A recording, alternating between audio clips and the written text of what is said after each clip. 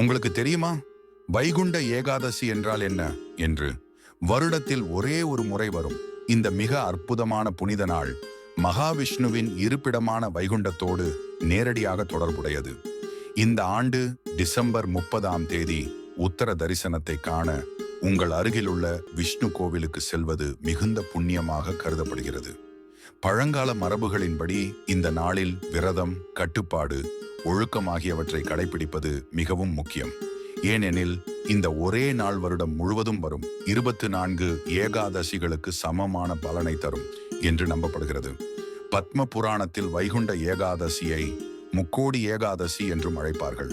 அந்த நாளில் வடக்கு திசையில் உள்ள வைகுண்ட வாசல் திறக்கப்படுவதால் அது மோட்ச துவாரம் என போற்றப்படுகிறது.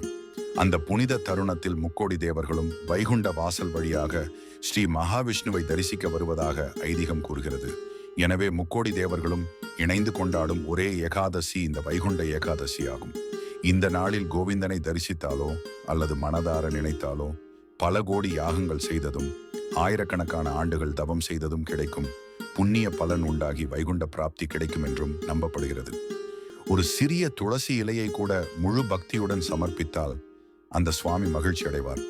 வைகுண்ட ஏகாதசி அன்று ஜெபிக்க வேண்டிய மந்திரம்: ஸ்ரீ வைகுண்ட நிவாசாய ஸ்ரீனிவாசாய விஷ்ணுவே வேத வேதாங்க ரூபாய மாதவாய நமோஸ்துதே.